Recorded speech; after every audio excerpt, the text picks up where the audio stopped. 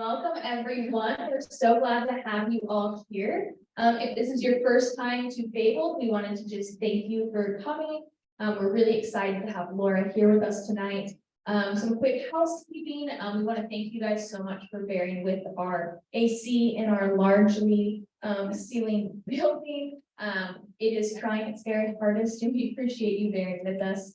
Bathrooms are to my right, your left. Feel free to get up and use that at any time. The cafe will be closed during the talk, but will be open afterwards. So feel free to grab another friend sip or any other coffee for the road that you might like. The store will also be open until 9-ish tonight. So if you want to peruse afterwards, feel free to go and do so. A couple announcements. We do have some books that I will wheel over from the front over to the counter over here. We have the Life Council and Share Your Stuff. I'll go first. And so we have copies of both of those available for purchase if you want a signed copy tonight.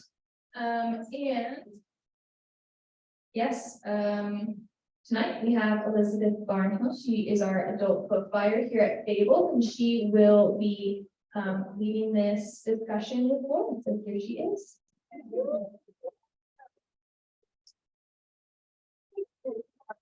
Here, and I messaged her a couple months ago, just said, you know, we had a Zoom event with you when you had shared your stuff. I'll go first, and I would love to do another Zoom event with you for the life minutes. And you're like, well, why don't I just come to Fabled? And I was like, well, sure. Please come. It's 105 degrees. We would appreciate it. But I like to say that Texas is our little slice of heaven. It's just the furnace for that. We went over to Magnolia today, and I think that was like, we literally walked by. So we have Laura Tremaine, who grew up in a small town, in a small Oklahoma town, and moved to Los Angeles sight unseen when she was 22 years old. She worked in film and television production for many years at MTV, VH1, Fox, and Paramount Pictures before pursuing writing full time. Laura has been sharing her life online since 2010. She writes about friendship, anxiety, motherhood, and marriage. Her blog posts and podcast episodes resonate with women looking for ways to connect more deeply with others as they transform from one era to another. Laura lives in Los Angeles with her husband, Jeff, and their 2 children. We could not be happier to have you here to the park.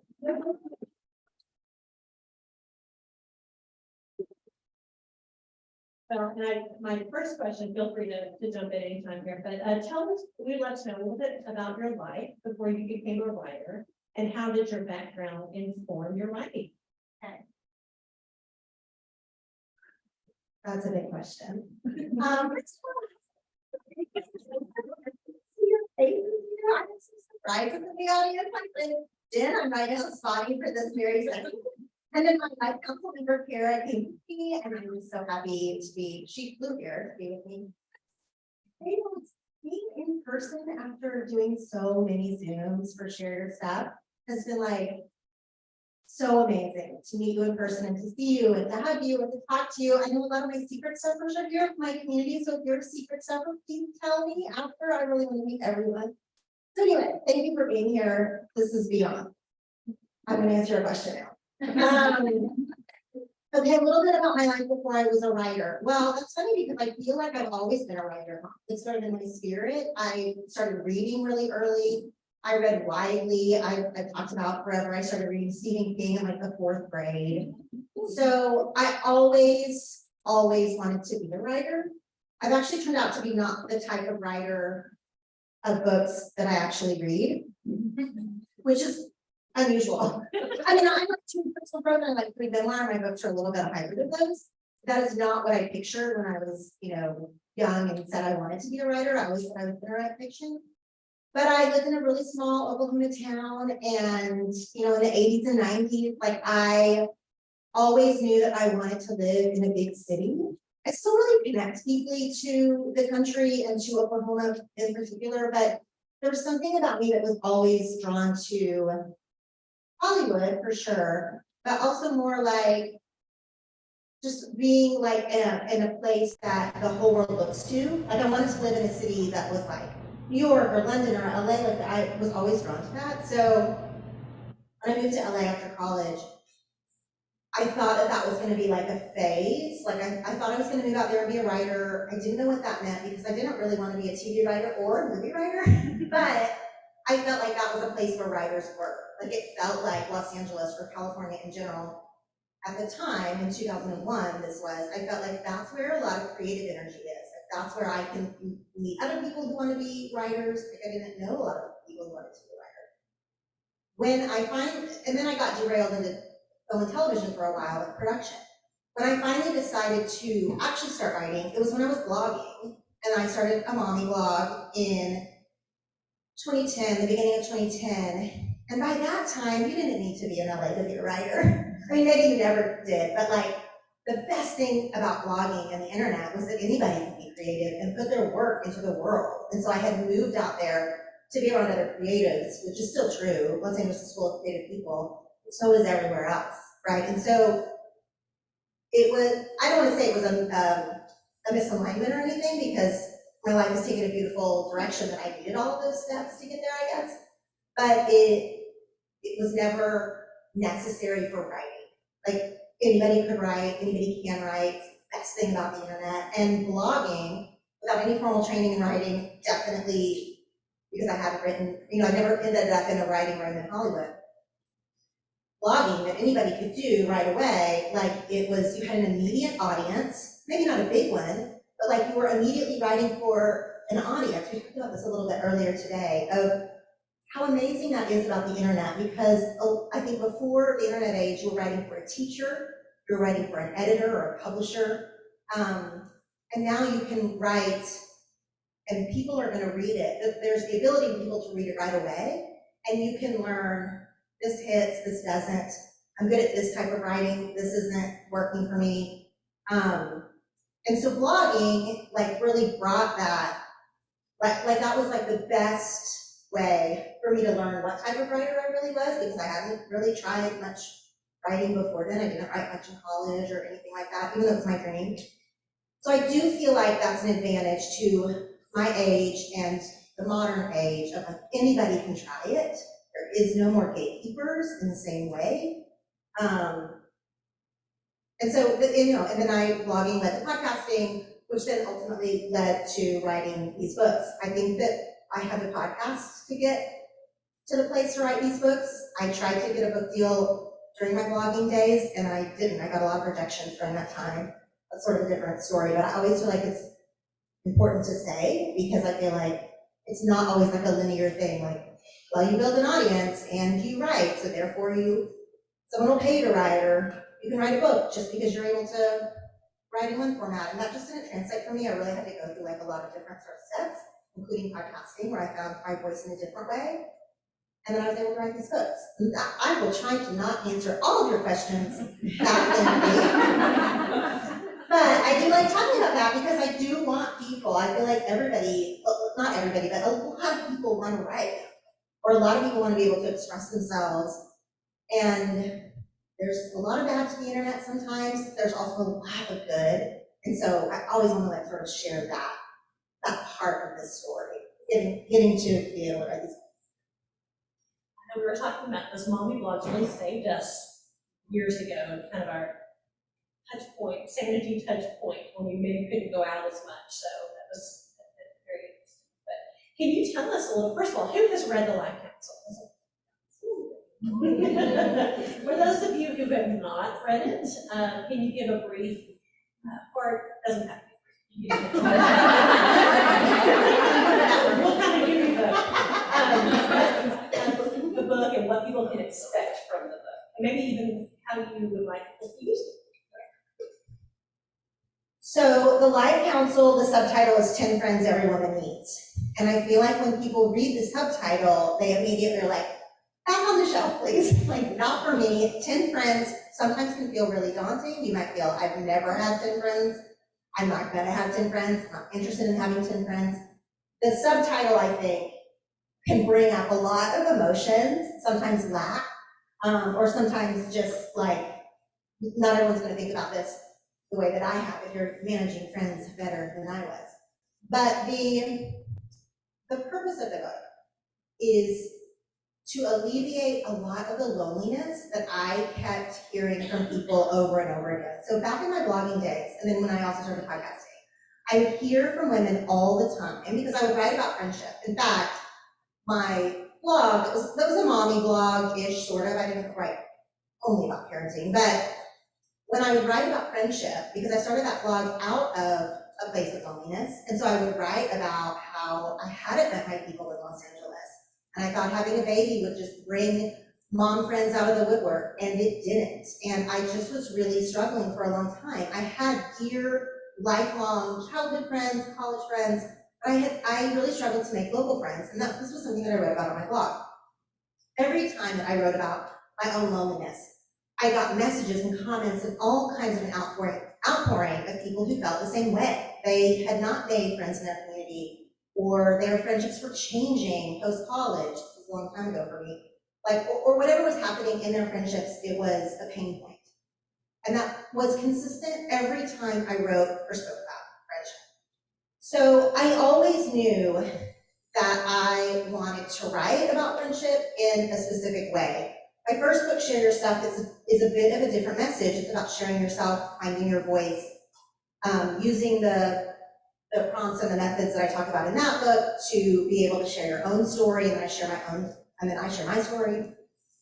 Sort of the next step to that was, okay, well, now we've learned to share our stuff, but like, who are we sharing our stuff with? Because I reiterate throughout this book that you shouldn't just like share your stuff with abandon. Some of our stuff is really hard, and so it needs to be a trusted friend, or it needs to be like a life counsel level friend.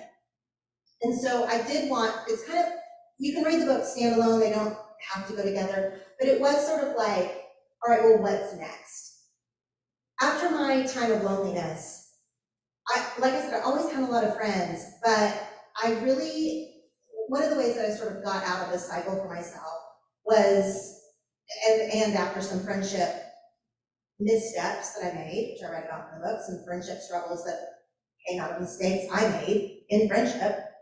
After all of that, I felt like for myself, long before I wrote this book, I have to have a way to do this better. I am misstepping in friendship. I felt embarrassed about that because I was misstepping while I was talking about it publicly. Because I was like, oh, I gotta sort of figure this out for myself. And my dear friend, who was in a group of internet friends that have meant the world to me, that I've written about in both of my books, she is the one that coined the term the life counsel. The idea was that if you were to look at your friends in the way that you would look at a company's board of directors, so a company's board of directors would have, you might have somebody who's really good at the finances, somebody who's really creative, somebody who has experience in HR, whatever. You would stack a board of directors for a company or a corporation with people who had different strengths that they're bringing to the table to advise this company to grow, right? So the life counsel idea was born out of that. If we could sort of stack our own personal board of directors or life counsels and see our friends for the different strengths that they have, instead of feeling lack that a lot of us do, that we have a work friend, but like you're never gonna have a deep conversation with her. Or, we have a neighbor who like always picks up our kids, is helpful with our kids, but like, she's kind of a stick in the mud, she's not that fun. Or you have an old friend, but she lives far away. Or you have a new friend and you aren't quite sure how much to trust her or pour into her. We have people in our life. The loneliest of us all, we have people in our life. We all do. And so I really wanted us to look around and be like, who is already existing in your life?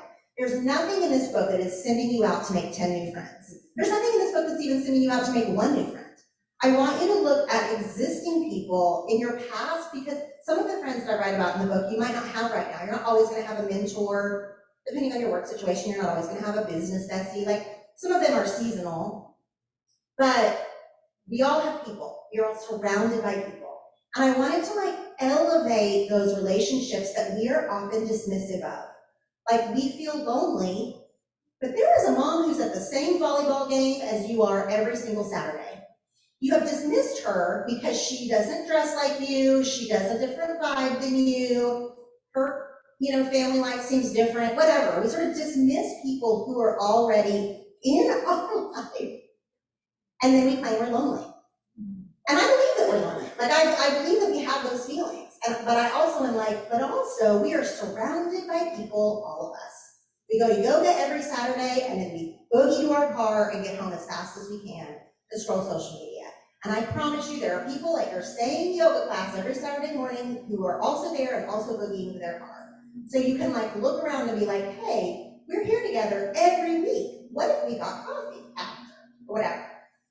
So I give tons of examples of how I had to do this in my life, which was, sometimes it's hard and awkward and cringy, but it's hard to claim loneliness when we aren't opening our eyes or hearts or doing the work of, there is no friendship fairy. And that's the thing I say in the book, and I think we all kind of want a friendship fairy because when we're young, that's what sometimes life feels like. When you're in elementary school, it feels like there's a friendship fairy, right? Because you have your little bestie on the playground, and you're together 8 hours a day, all of those things. And then we get to adulthood, and it's not like that, like at all. And so, and then we aren't sure where to go from here. So I felt like, did I tell you I was going to be like less wordy? I am who I am. I don't know. And so that's what the Life Council is. If you have read it or haven't, it's also great. I think you asked this. It's also great to read this in a group. I feel like both of my books are especially great to read in a book club or even just one buddy. Long distance friend is great. Can bring some connection. A local friend is great. You can have some good conversations about what's happening locally. Like both my books, both of them are equally best read with others. I know that's not always like sometimes you don't have reader friends, but that is how I wrote that, how I intended that to be read. I read a lot of books, and I truly can say that your two books, I've talked to other people about more than maybe any other, and I have spent time talking to my daughter that way with both of your books, and we've had wonderful conversations. So they're wonderful books to share for sure. I want to talk a little bit about friendship in the digital age. What does that look like? I mean, we can even include COVID in there, that's all kind of the same, but I do feel like there's maybe more opportunity for friendships in the digital age, even friends that we've never met before, or even communicating through Marco Polo or different things when we're all busy, but there's also a downside. How do you view friendships in the digital age? I think that friendships in the digital age can get a bad rap, like it's not as real or it's not as important. And I understand why we think that. I mean, there is like a depth to in-person friendships that is unmatched. However, I also feel like digital friendships can save our life. When you are lonely, when you are far away from your in-person people, when you are starting a new era of your life, whatever that looks like, when you have a really specific hobby that no one else in your real life has. One of the friends on the Life Council is the fellow obsessive. It's actually proven to be the most popular friend that people want to talk to me about. The fellow obsessive is just another person who is obsessed with the same thing you are obsessed with, whatever that is. If it's The Bachelor, if it's your Peloton, if it's your kids, it doesn't matter. Your fellow obsessive is obsessed with the same thing. And often you can find fellow obsessives easiest on the internet. And, I have, for lots of different ups and downs in my life, and as eras change and whatever, have found so much camaraderie and love and humor with people that I've never met in real life. Or who I meet online and then we eventually end up meeting in real life and we can see that that connection is real. And so I cannot say enough about that. That's not weird, it's not lame. It doesn't mean that you aren't a good friend or you aren't lovable in person or you can't make it work. If a lot of your connections in whatever stage of life you're in right now happen to be on a screen, that is okay. And I feel like that's not what people are saying.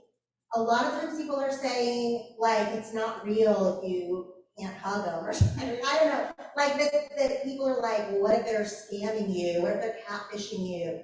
I mean, scammers can happen in person too. Like, we always have to be mindful of the kind of information that we share and the kind of connection that we feel, if it's real or not. But I don't think that getting duped or hurt in a relationship is exclusive to the internet. In fact, I know it's not.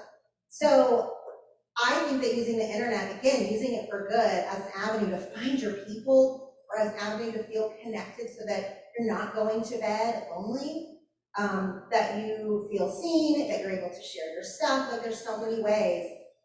The other part of that is not necessarily strangers. Sort of to your question, it can also be like connecting with friends, like real life friends, but using Marco Polo or Voxer or Facebook groups or whatever. Also, I'm very pro all of that. Now, I'm not gonna go into a tangent here. I'm not. I am gonna give a caveat in that, as much as I preach this and deeply believe this, at the exact same time, I have a lot of digital anxiety with how much communication happens through a screen, like getting lots of texts, getting lots of messages, because we can DM each other and Voxer each other and Marco Polo and all these things, and email, literally, like all of the things where I'm like, there's just so many ways to communicate, and an influx of communication actually stresses me all the way out. So I'm not gonna take a whole tangent on that, even though I have big feelings on that, but I do think that there's a balance between using it as a way to alleviate your own loneliness or to find connection, and also being like sort of mindful of your screen time boundaries or your mental health or whatever. Everyone's gonna be in a different place. Sometimes scrolling, again, can save your life. Sometimes scrolling that's not always bad. That's getting you through the day, that's helping you in some way. But there's a balance to be had on both sides. I feel like I need to get We were talking about this earlier. I have some of my fellow obsessives in the book world who I talk to online. Like, they're kind of like my priests, because they don't know my people and I can tell them anything. So yes, I do. There is maybe some danger with it, or what's the word? but there's benefit to it. Absolutely. There's definitely a need there. You talk in the book about making friendship a to-do list, which seems very counterintuitive, but really does make sense. Can you give us some examples of why we need to make friendship a to-do list as adults, and different ways to do that? So this goes to what I referenced a few minutes ago about I made some friendship missteps. Almost exclusively, those missteps were related to me not replying to someone in some way. So, as I just said about my anxiety level, I sometimes can sort of shut down when I have too much incoming communication. But, and that's understandable, and that's like there's nothing wrong with it, that's how my brain works. And also, I wouldn't text people back. I wouldn't check in on people who were going through something.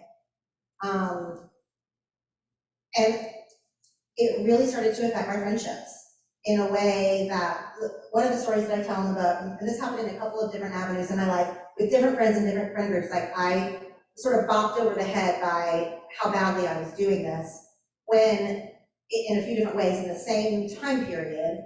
But the example that I share in the book is I had a dear friend whose dad was ill, and I didn't check on her for a whole summer. I was away, I was traveling. She's one of my best friends. I actually write about her in the book in another place. And her dad was very, very ill. And I came home after 3 months of being gone, and she was understandably upset. I mean, she texted me, I never texted back, that I hadn't checked on her in one of the most painful periods of her life. And I was horrified, because I knew her dad was sick. And I also hadn't texted her one time in 3 months. This was a local friend, this was an LA friend. I could have checked on her in 100 different ways, 100 different times. And I hadn't.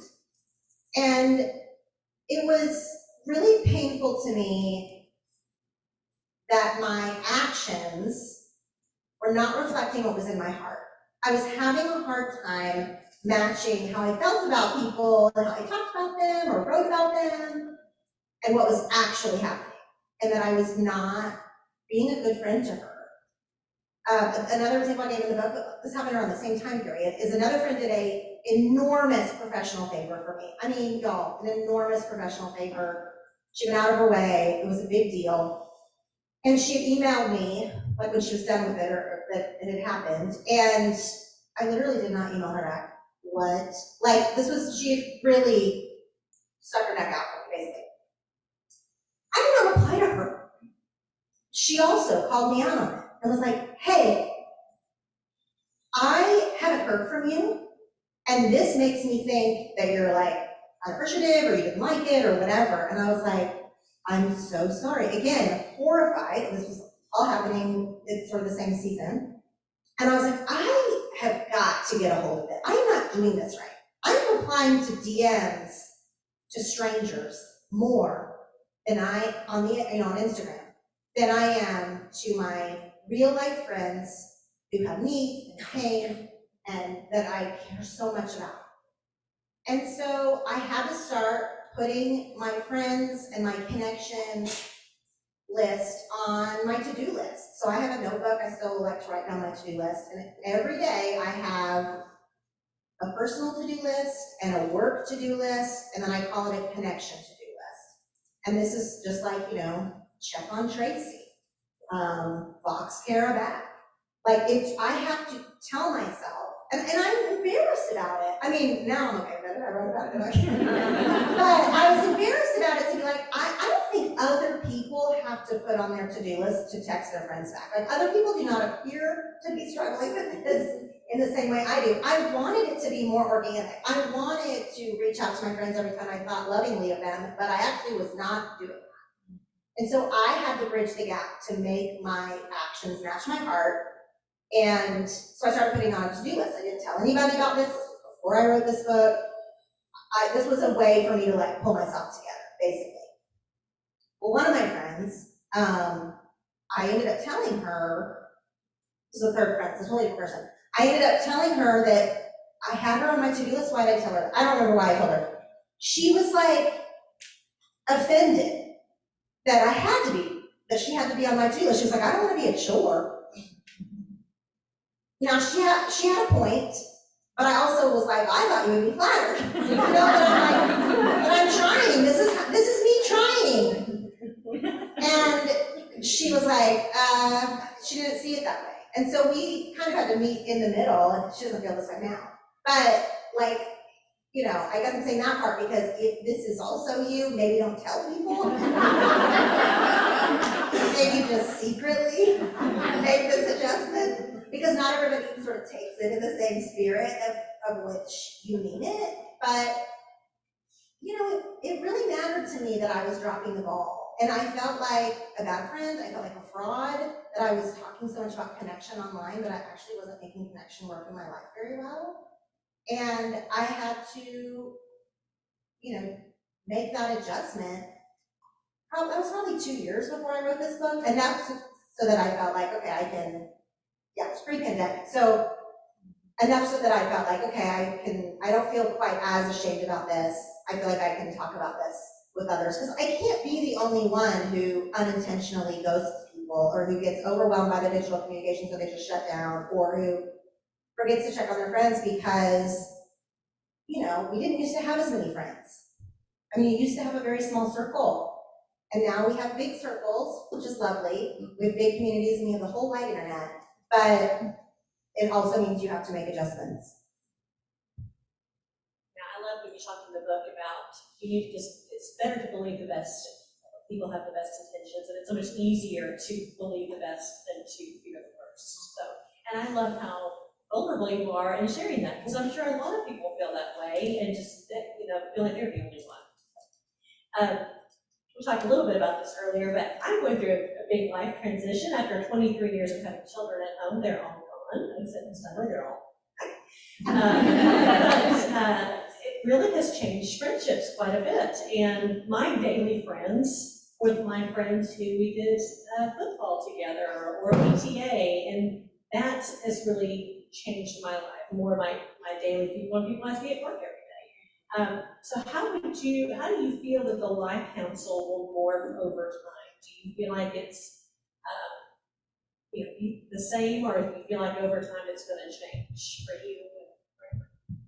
Definitely your life counsel is going to change. And I was also very aware when I was writing the book that some people have a leg up from others. You know, if you're a mom, you're going to have a mom friend advantage of people also being at school stuff or sports stuff or whatever. If you work, you're going to have a working person advantage and then you will have coworkers. If you live in a big city, you have the advantage of lots of people in your immediate neighborhood versus if you live rurally. Like there's, different advantages depending on what your lifestyle looks like and the life stage that you're in also. And so I try to be mindful of that in the book, and then when I talk about it, that your life counsel seats, while the archetypes that I write about might not change, the people in those seats might change. Your daily duty friend, when you have little kids, might be a fellow mom friend. And then when you're an empty nester, your daily duty friends are now your business besties. And there's that overlap. And to not feel like, okay, you're my daily duty friend forever. That is your seat forever. Because that's a recipe for friendship strain. I feel like, I also think you can't be like, you're my friend only for this year. You can't say that either, right? But just in your spirit, sort of knowing like, I'm gonna hold on to this because I love, like my daily duty friend that I write about in this book, Julie, as I was writing the book, I knew our life was about to change. Our kids had gotten into different middle schools and they were gonna go, she was my daily duty friend because our daughters were best friends. And that was about to change. I knew it as I was writing it. And you can still like hold on to like how much I love her, how much gratitude I have that we were able to be best friends when our girls were best friends, and that also this is probably gonna shift over the next time. Like you can hold all of those ideas at the same time.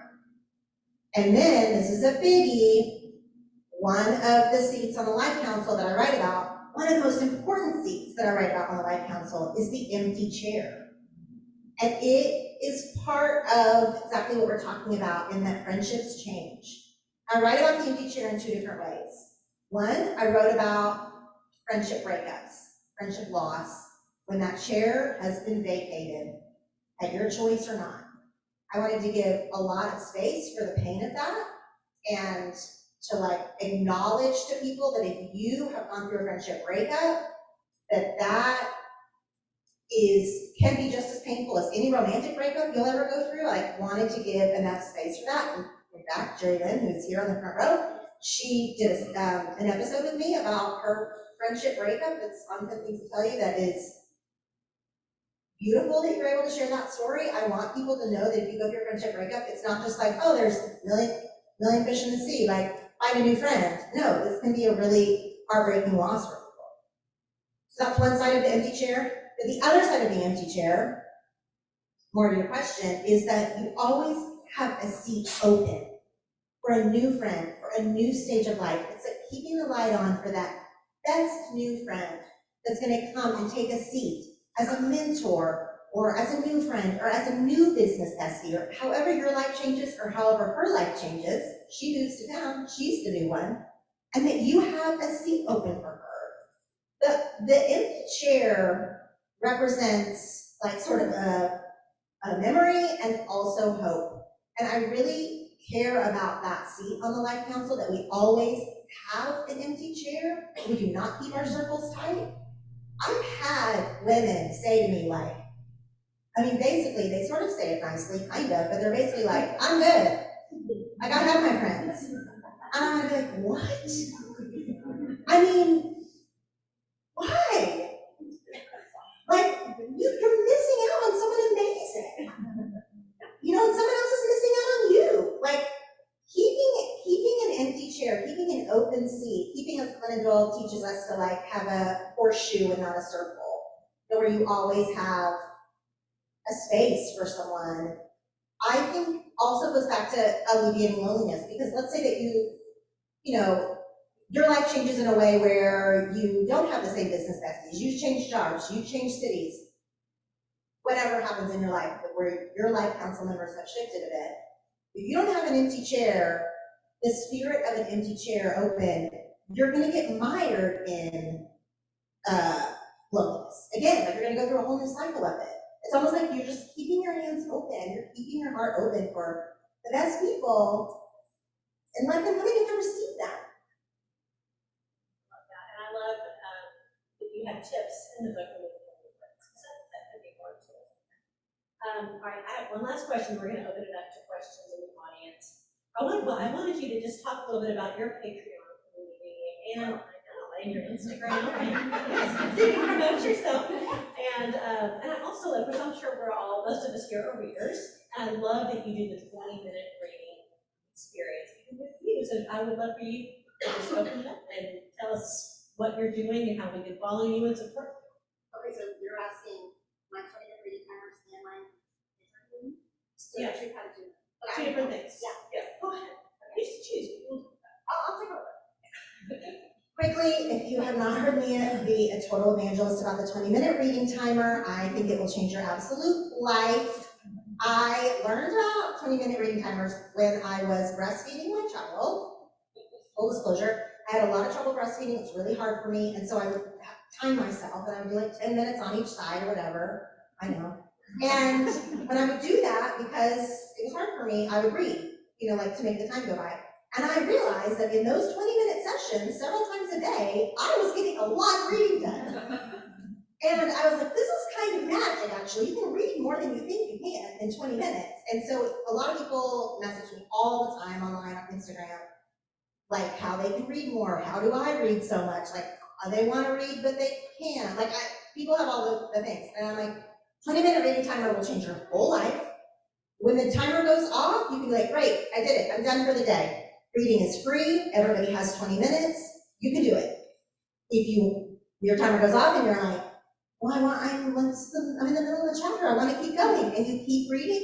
Amazing. Yay, you're reading. Like, the 20-minute reading time is amazing. Secondly, my Patreon community, which thank you for asking, because we do some really special things in there that I love very much. If you are in secret stuff, will you stand up? Because I know y'all are here.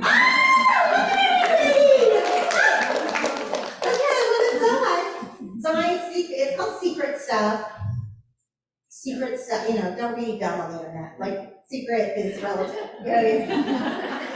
But it is the type of thing that I don't want to say like widely to tens of thousands of people. It's we have really good conversations called Symposium every month, where I lead a Zoom meeting and we talk about relevant topics. We have a book club. Right now we're doing Stephen King Summer. In the fall, we're having a kit together. Like, it's just a place for like the most thoughtful, smart, funny women. And thank you for letting me talk about it. I actually don't talk about it enough, but also because I kind of like keeping it secret. Except not really. I would love, it is a paid community, it's a membership community, $7 a month. But I think you can ask anyone here if they think it's worth it. I think it is absolutely the best place on the internet. I love it, and thank you for letting me talk about that. I did not know that was going to Okay, we're going to open it up to Q&A for a little bit. Yes. I just have to announce your secret stuff group is all over the Zoom call. So I want to shout out. They're just so thankful that you're here. They are the best. It's the best community, y'all. I don't just say that because I lead it. I can't believe that they're in it. It's amazing. Yeah. Okay. You want to? Yeah. Okay. Who has questions? Yeah, go ahead and raise your hand. We have room for a few questions.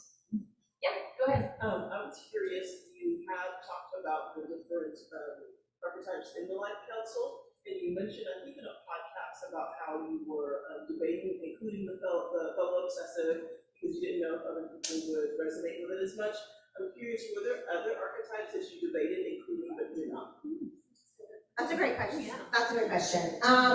Not really. So I will explain why I was hesitant to include the fellow obsessive, which now has been a big hit with a lot of readers, is because I was worried a little bit that it could be taken like almost in a dark turn. Do you know what I mean? Like being obsessed with something, like I was like, I don't really want to necessarily encourage like the worst corners of the internet or whatever, you know, I was like a little bit nervous about that.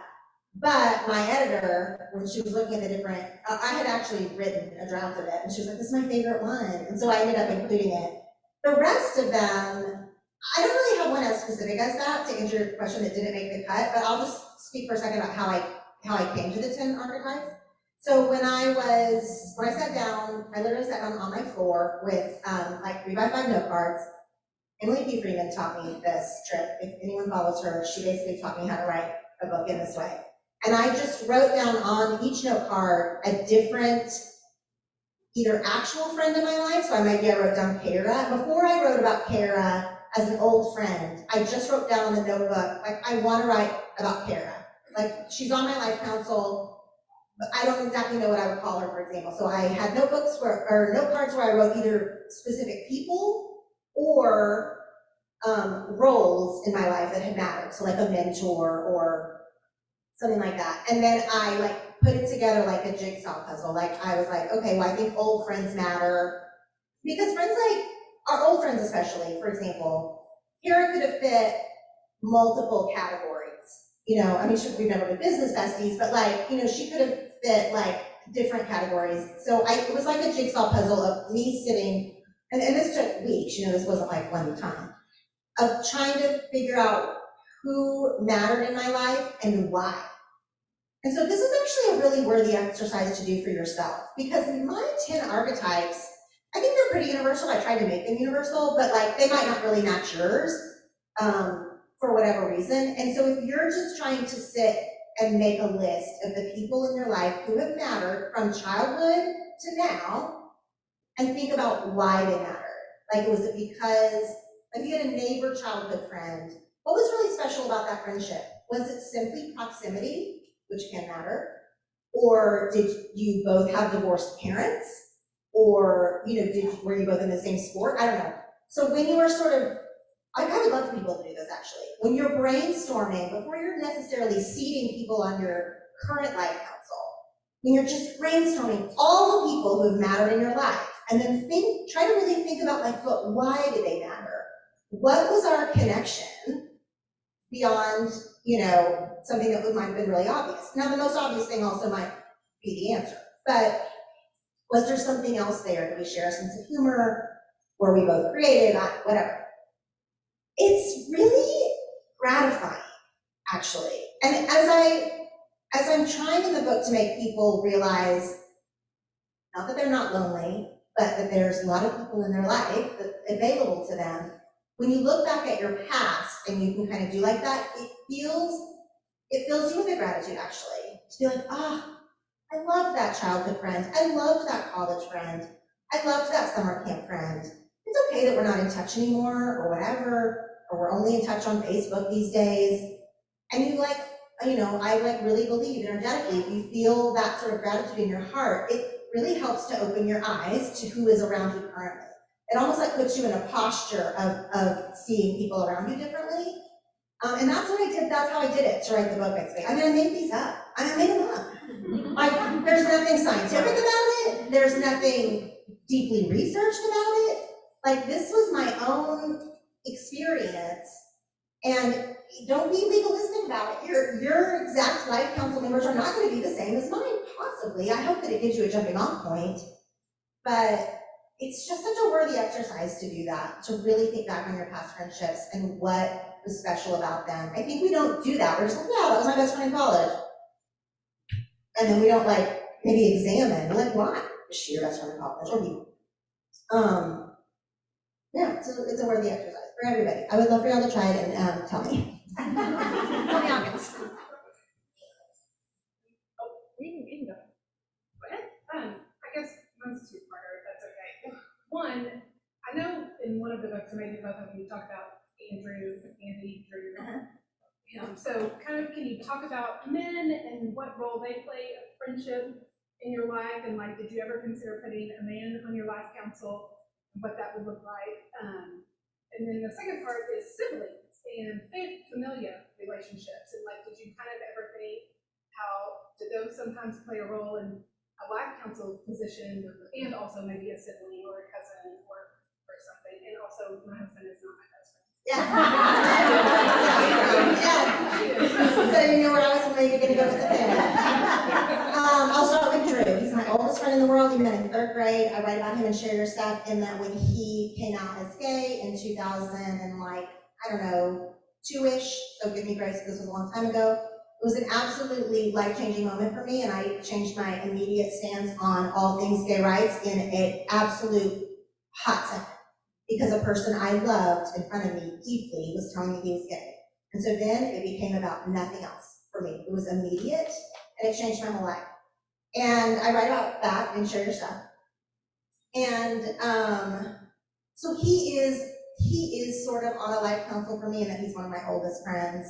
I didn't write about, I actually mentioned him in life counsel, but I don't give him an official seat on the life counsel in the book. The book is aimed at women. I mean, if men want to read it, I did a couple podcasts with men. That's great. They can take something from it, and I hope that they do. I mean, it's not meant to be exclusive. It's just that my podcast audience and my readership audience is women. I mean, is there a man in here right now? I don't even know. I don't think so. So it wasn't meant to be exclusive of men. I do think they have different friendship issues. I do think they think about friendship differently. And I hope that there are friendship books out there for men, because since I've written this, I've heard from so many people whose husbands don't have any friends, or, you know, I think men have friendship issues and friendship pain, for sure. I do not feel qualified to write that book. I think if you have a man on your life counsel, great. I mean, you know, I could have seated Andy, Drew, on my life counsel as well. So, but just like for thematically in the book, I you know. And then for siblings, sisters, a lot of people have said that their sister is their best friend, that their sister is their daily duty friend, or their old friend, or whatever. And I think that that is beautiful if that's what works for you. I have a sister and a brother, and I sort of look at it as the same way that I look at my husband is not my best friend, he's my husband. That's actually an elevated role. He's my partner. I feel the same way about sisters. My sister's not my best friend, she's my sister. It's a different thing. Now, she knows things that a best friend could never know because we share a family. We share genes, you know what I mean, like genetics.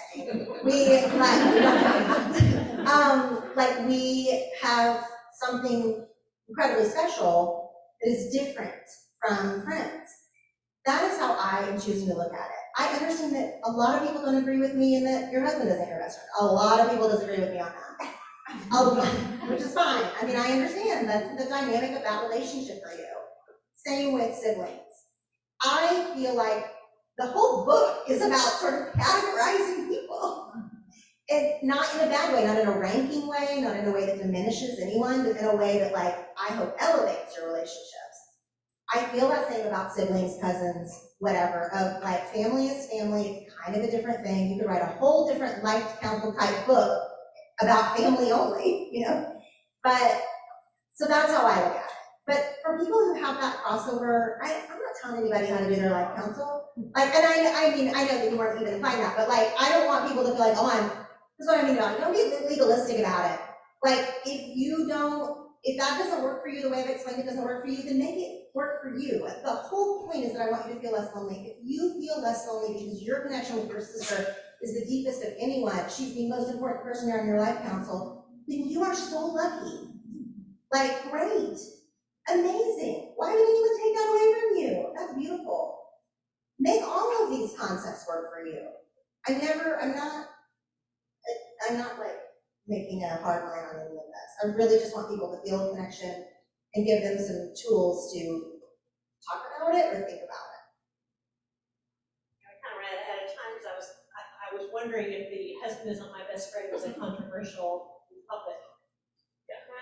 Yes. We have one online question from our online Zoom. Do you want to? So one of our online friends, Meredith Schwartz, yes, we love Meredith. She asked, is there a book in the life truth / self-help genre that has been especially impactful for you?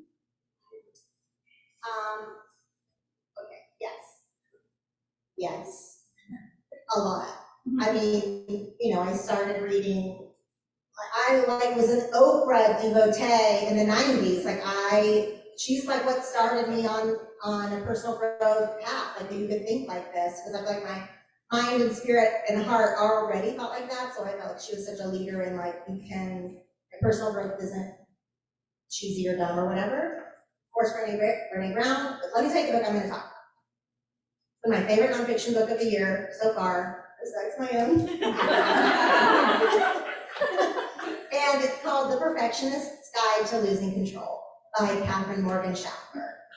Do not be scared of this word perfection because you don't identify as a perfectionist, or you feel like you don't want to lose control, or like don't be sort of scared of the title the same way that I don't want you to be scared of this title.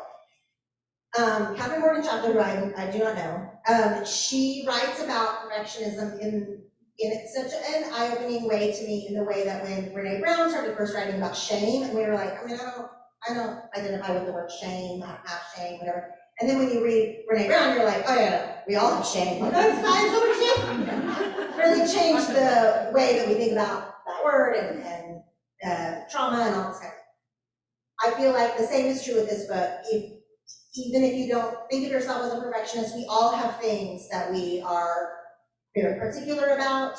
We all have ways that someone has gotten in our head over our life that has made us feel a certain way about, all these things that make us, we want to appear a certain way, and all these things. We're all perfectionists in some area, actually. And so this book is amazing. Y'all, you gotta go, do you have it? I'm sorry, shoot. I should have named the book you have. Just check next week. I did not even know, I should have checked that. Okay, well anyway, this book is amazing. I want everyone to go get it. And while we're talking about that, this was a beautifully, wonderfully free event. I'm so glad y'all are all here, but please buy books and things before you leave, because we have bookstores, independent bookstores, so don't forget that part. Oh, also, can we take a selfie? Yes. Okay. Was there another question? I think we're good on questions. I would like to say very fast, while you're setting up, that this was our June book club. We do have a book club every month. We talk to New York Times bestselling authors via Zoom. This is our first time to do a live event. We're going to do, but I wanted you to know that next month we are going to interview Patty Callahan, who wrote The Secret Book of Coralie, which is fantastic. That'll be July the 11th. I will be Zooming from Cape Cod, so it will not be 105 degrees. We're very, very excited. So please let us, all of our online community know that, and we would love for you to join as well. I'm just gonna touch that first. Well, this has just been wonderful, and we're so thrilled that you have been with us tonight. I love seeing Can I get it? Can I stand on this? Please do. Okay, everybody, are you ready? 5 minutes. Where's the cuties? Okay. Again, thank you, Laura. Let's have one more round of applause for her.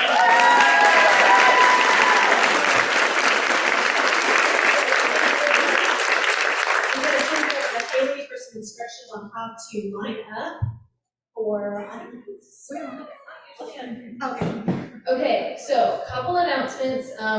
If you normally join us for our book club, we typically send out a link for how to sign up for the next one.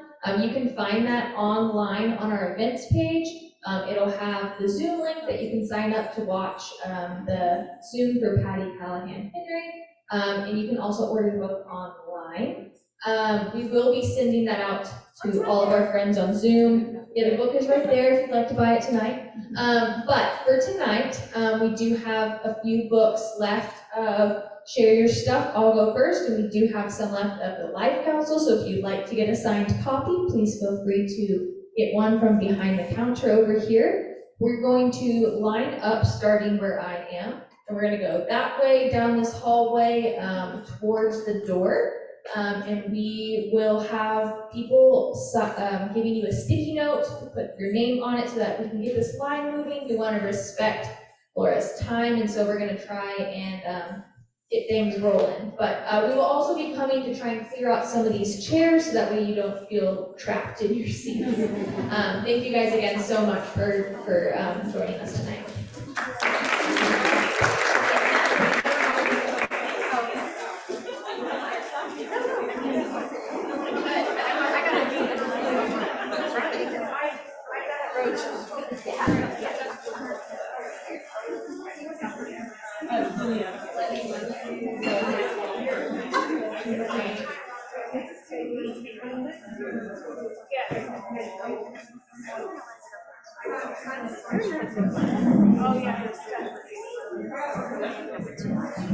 No, because you bought your ticket. Well, where's yours? No, you take one. Oh, yeah, so you take one too. You have an extra one. No, that's fine. You take one.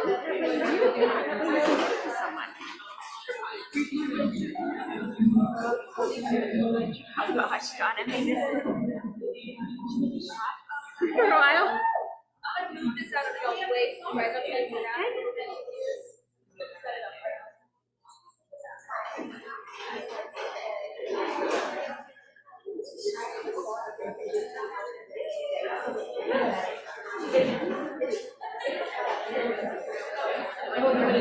Oh, did you buy it? Yeah, I bought it.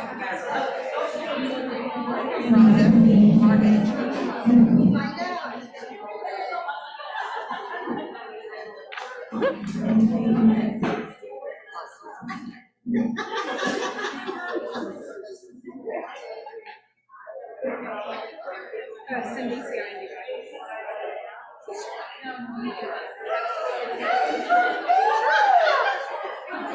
I'm writing that down right now.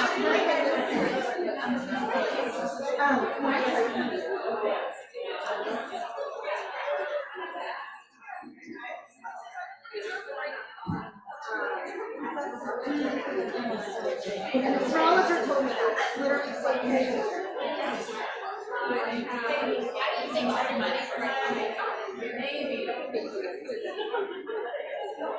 I know I